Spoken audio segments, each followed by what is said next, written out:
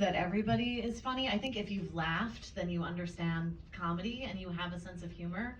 And I think what you said really early in this panel, that you write for your best friend.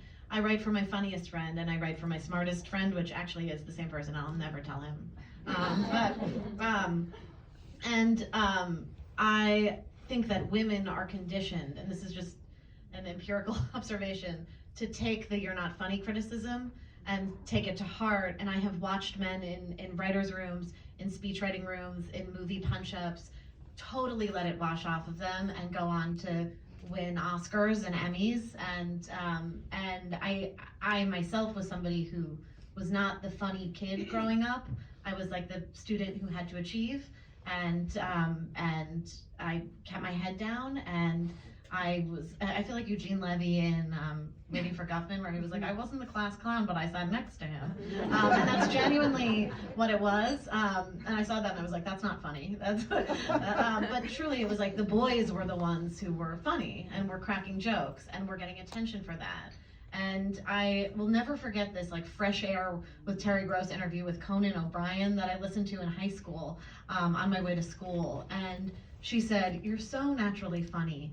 I'm not gonna do my Terry Gross. I almost, but she was like, "You're so naturally funny. Were you like the funniest kid growing up?" And he said, "No, my sister was." And one day at the breakfast table, she joked, he said, I don't remember what she said, but she said something that made me laugh so hard, milk came out my nose. And my dad said, "Don't do that, that's really unbecoming." And she stopped. And Conan went on to be Conan. And I was like hit by a thunderbolt by that. It's like I have been told I'm not funny far more than I've been told I was funny. And then, I was told that I was not funny by someone who I later was nominated against for the Emmy. And so, and I remember sitting there and, in that theater just being like, "Oh, hi," when I was your intern.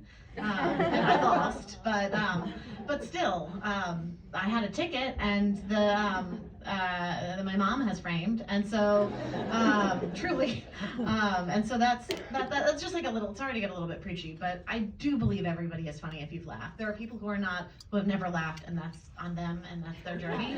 But if you can experience comedy, then you have comedy in you. And the people who tell you that you're not funny are wrong. Write to your funniest friend, write to your funniest best friend, because they laugh at your jokes, and they're actually right. Sorry. And they're probably readers too. Totally, and there will be readers out there. Also,